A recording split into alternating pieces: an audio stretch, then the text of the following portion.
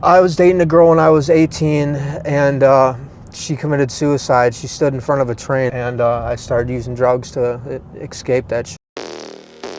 So, here we go.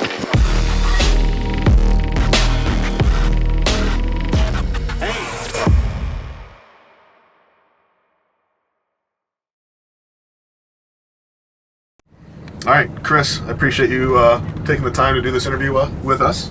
Yep, no problem. Tell us about what just happened. Where did we pick you up from? Just picked me up from Cuyahoga County Jail. I just got released maybe 40 minutes ago, 45 minutes ago. How 40? Geez. Okay. They took hours to release me. I bonded out like, I don't know, 2 hours ago, and I'm just now getting out. It's a mess. They bonded you out. You paid, or somebody paid for you. I had a cash bond. And 2 hours ago, and you just got out. Yeah. How long were you in there? Just 4 days. But I'm looking. I got there on Saturday night, and I was waiting to go to arraignment court to get bailed out, and I'm looking at 3 years for 2 F4s, which each F4 carries 18 months. So I think that's 36 months altogether, right? 18 and 18, 36 months. Yeah, 3 years. Yeah. What were you in there for? 2 counts of promoting prostitution. What does that mean? If you could pull it up on your phone, like you could look at my court docket. So it's 2 charges. It's like it will say A and B. The first one will say like did knowingly commit. The first one was saying like managed or controlled or attempted to do that to a prostitute, and then the second count was saying like you did knowingly try to run a brothel. Like, so there's a place, and then one count was for a place of the thing, and then the other count was for an actual prostitute. So tell us about what happened Saturday nights ago, 4 days ago when you got arrested. What happened on Saturday? Man, I was running with one of my dudes. He's he came from LA. He's a cage fighter, and he got hurt, and he came back to Ohio to just to rehabilitate a little bit. And we were running, and he threw up because we ran like 3 miles, and somebody called the cops, and I didn't know I had a warrant. And next thing I knew, the cops picked me up. And the city where I was, these cops know me by face, so it wasn't, and I didn't think they were gonna arrest me because I didn't know I had a warrant. So where did the prostitution come in though? Was it from a previous like warrant or case? Well, for this specific time, it was for something that happened last year. So talk to me about the prostitution thing, the brothel charge and or the prostitution charge. What happened there? So I'm not gonna say names, but somebody introduced me to this girl. He was like, "Oh, this girl is like, she's a really good person. She's on drugs or whatever, but this place that she's living right now is no good for her. They're beating her up and all this shit, and you can make a lot of money with her and all this stuff. You just got to let her live there, and got to micromanage a little bit." And it actually is where we're going, where I got indicted for this happening. So is this something that you do on a regular basis? How long have you been doing it? For about on and off for about 10 years. Wow. It started like after I told you about my loss like 10 years ago, 12 years ago. Can you tell us about that a little bit? And so you mentioned that you were using drugs, and then something happened with someone you cared about. Yeah, so I was dating a girl. I was dating a girl when I was 18, and she committed suicide. She stood in front of a train. This was in Vermillion, Ohio, and I started using drugs to escape that shit. And next thing I know, I'm getting involved with that, getting involved with, promiscuous women who, they just want to party and all that stuff. And I'm the same way, but I just, they needed some type of security. They wanted some type of man around that to give them security. And then when you know the streets and you know how to talk to people and connect, like, business transactions, holy shit.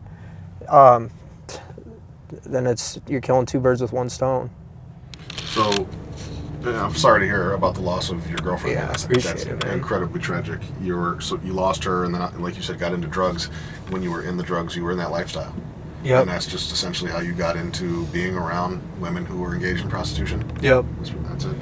So how did you get into the role of saying, like, what was that like the first time? The first time it was, I was young, I was confident.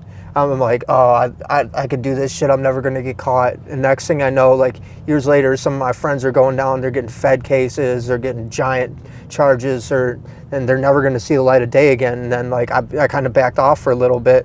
And then this just happened. I kind of got blessed that I only got F4s. I know that sounds bad, but to me my bail was only $250, so it's pretty cool, to be honest. Are you? Is that your first time ever going to jail? No, I've been to prison. You been to prison? Yep. Which prison? Richland. It's in Mansfield, Ohio. Okay. There's a whole street. It's right next to Mansfield Reformatory. Mm-hmm. There's a whole street with there's 4 prisons on that street. There's Mansfield Walls, Richland, Mansfield Camp, and then there's a Reformatory. And where I was called Richland. You could throw a rock over the fence and hit the Reformatory. And I was there for either a year and a half for drug possession. What drug did you do? I was on opiates primarily. It started off as Opanas, and then I moved from Opanas to heroin to probably fentanyl or whatever the hell is in this stuff nowadays. And how long did you do drugs or heroin? For like the past 10 years, something like that. So how were you getting money to feed your addiction? When I was younger, I'd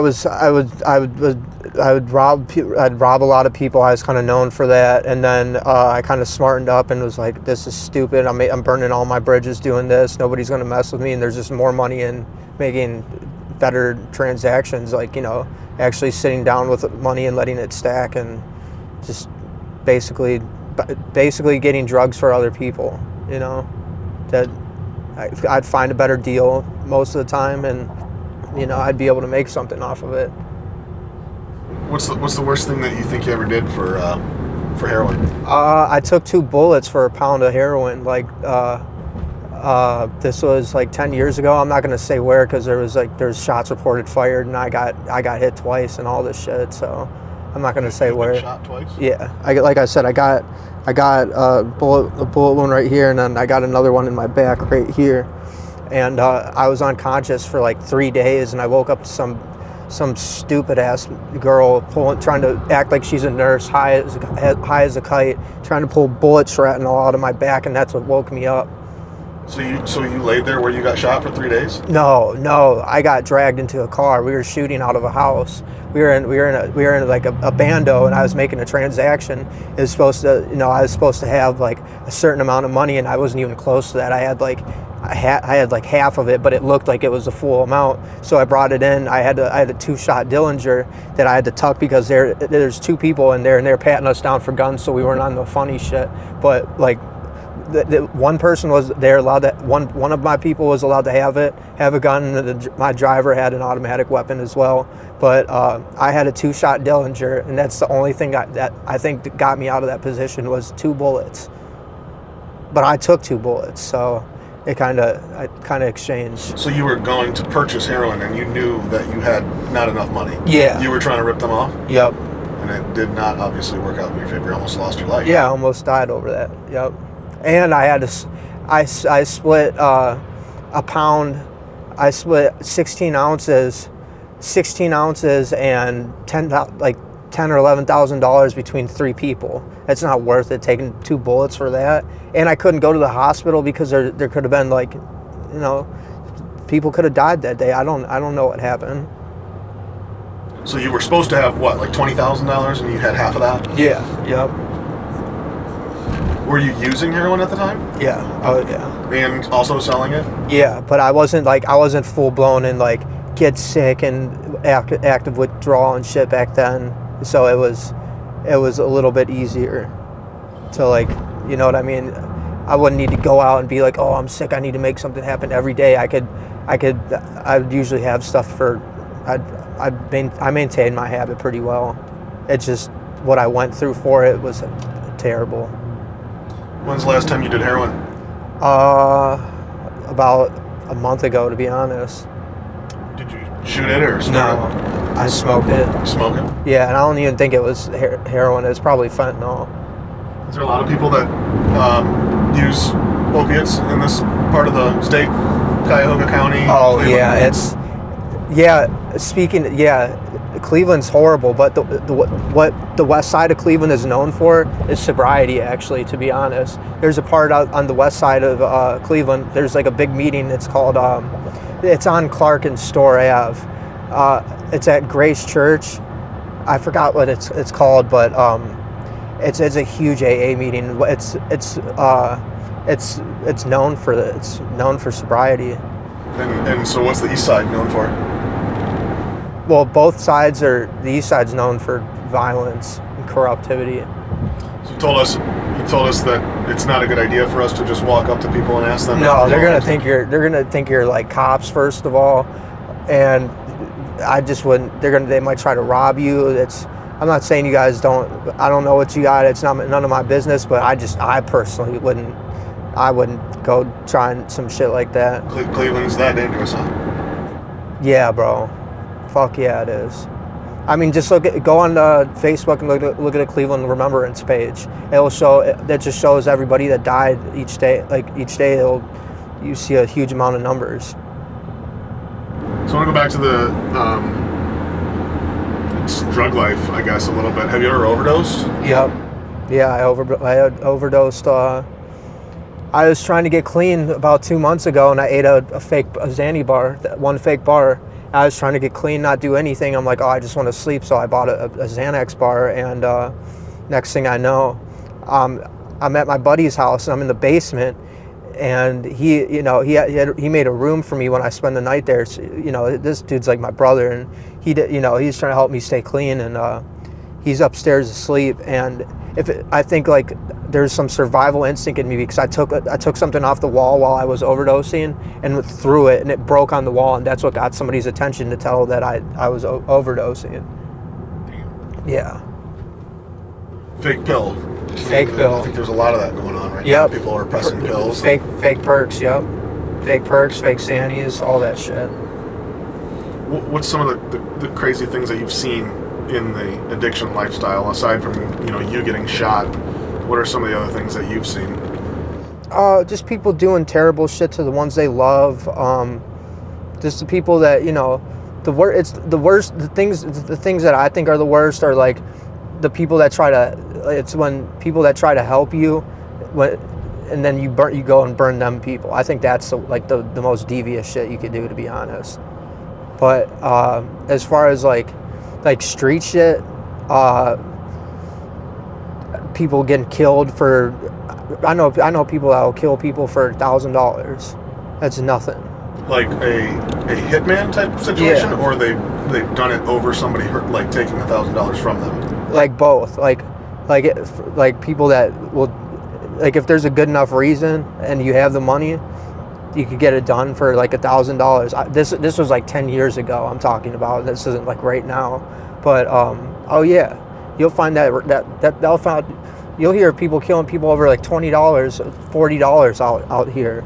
Well, by the way, I'll show you the exits to go to if we're gonna pass a couple of them.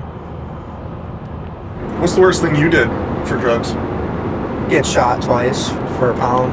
What's the worst thing that you did to somebody else? Shoot somebody for a pound. You've shot somebody before? Yeah, when I got shot, I shot somebody. That's why I couldn't go to the hospital.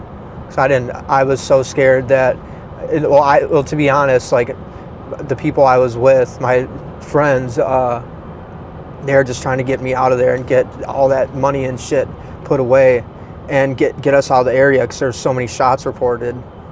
Well, not shots reported. There's so many shots that just happened. We were trying to get out of the area. It's hot.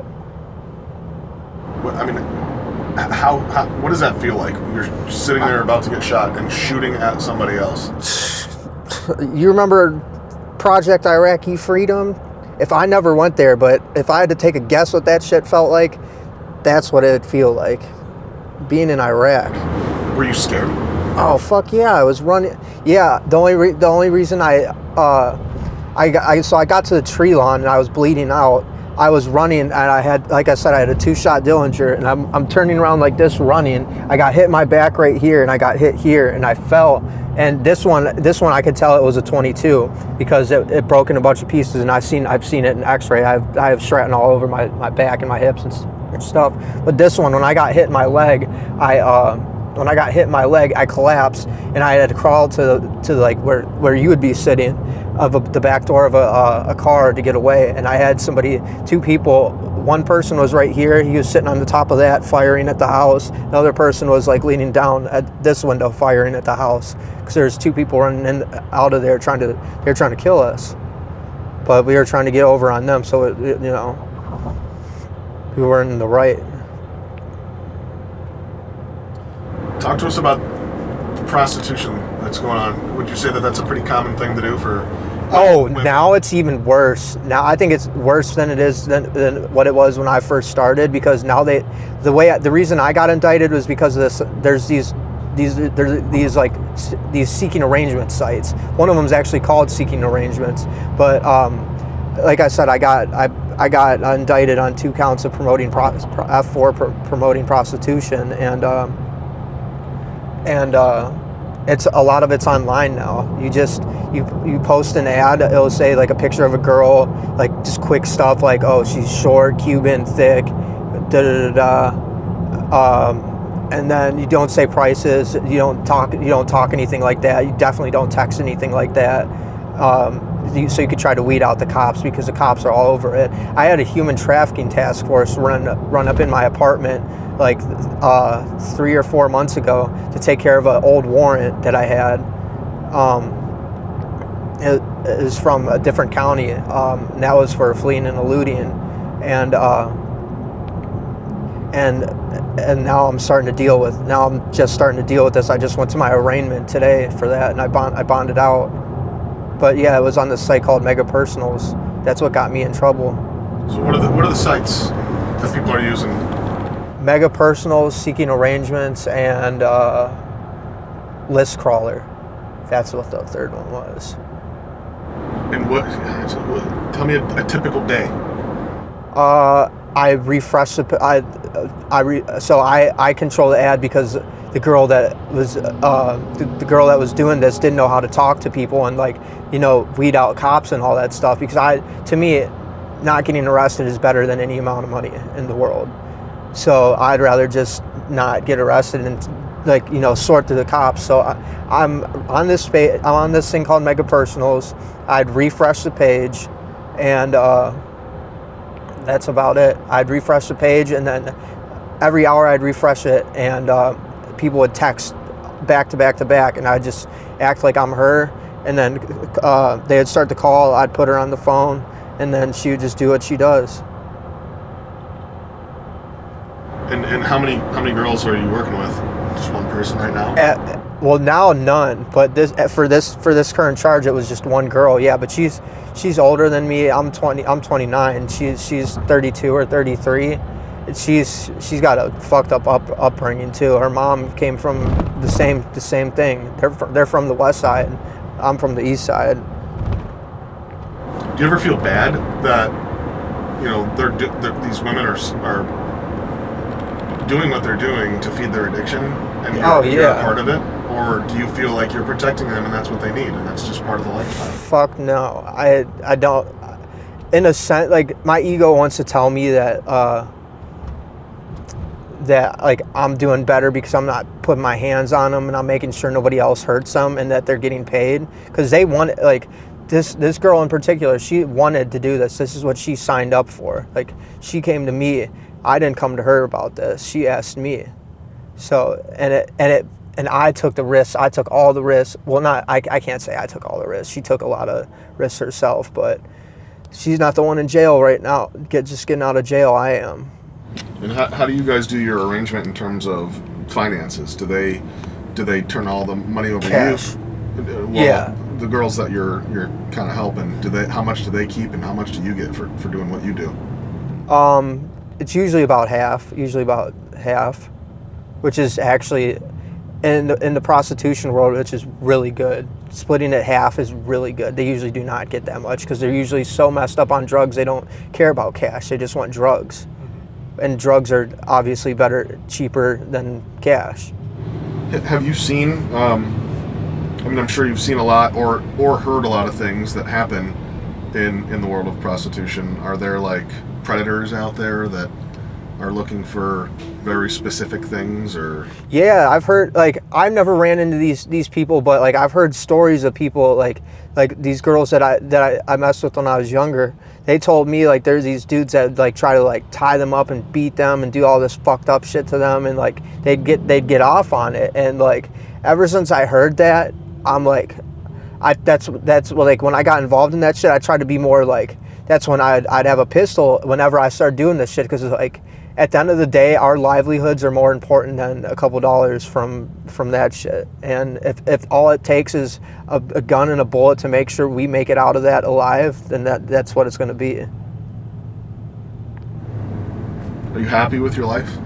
No, not exactly. No, I could be doing so much more. I could be doing a lot more. Like what? Giving back for all the shitty things I've done. You feel bad about a lot of the things that you've done? Yeah. Have you been happy before? Yeah. What did that look like? What was your life like when you were happy? Playing sports in high school, getting recruited to private schools, not even going to those private schools, but I'd be on their GLBL baseball team, getting put in varsity or JV baseball in 8th grade, because the high school I went to it started in 8th grade. A lot of people talk down on when they were in high school. I loved high school. I did fine. I graduated with a 3.8 and did great. And I was trying to get good grades because I was trying to get an athletic scholarship. And you need good grades to be able to start. Well, really, you only need a 1.5 GPA. So I was just trying to get to a good school. Did you have a pretty good upbringing? No, not really. My parents wanted the best for me. I don't know my real dad. My mom got pregnant when she was like 15, had me when she was 16. Never met my real dad. She met another man like 4 years after I was born. I call him dad now. I don't talk to him. He doesn't talk to me. But he tried when I was younger. He got me into sports and stuff. They both did, and yeah, they tried. It's just they had hard upbringing themselves, so they didn't have it made. You have any kids? No. You want kids? Not right now. Mm-hmm. Not right now. So what are you gonna do when you get home tonight? I'm eating. I'm probably gonna barbecue, to be honest, because I still have food from. I just went grocery shopping like right before I got arrested, so I'm gonna put that shit to use before it goes bad, because I just spent like $120 on barbecue and shit. You think you'll stay sober? I gotta hope so. I don't want to say yeah, because I've said that for years now, but I hope so. I think I'm pretty sure I'll be able to stay sober for today at least. What about going back to working in prostitution? Are you gonna? No, I want nothing to do with that shit. Especially now that I'm getting indicted on this, and like it's now like I don't want to get involved with the legalities of it no more. If you had a magic wand and you could wave it, what would your life look like? Super billionaire philanthropist. Played in MLB for a couple years, and yeah, that's about it. You have a message out there for anybody that's watching this video? Yeah. There is help out there. You could get it. It's so easy. Depending on what city you're at. I'm from Cleveland. It's super easy to. I could tell you there's a number right now. It's called 1-800-ADDICTION or something like. Or is that? Oh no, I thought that was okay. No, yeah, it's called 1-800-ADDICTION or something like that. It's super easy to get help. Just get help, and you don't have to go. You can't, like, if you're an addict, you're not going to be able to just do something a little bit. It's going to it's going to consume your life and consume your soul. So just get help. Just get it out the way. Just change your life. Do better for yourself. Do better for your family. Thanks, man. Yeah, Appreciate it.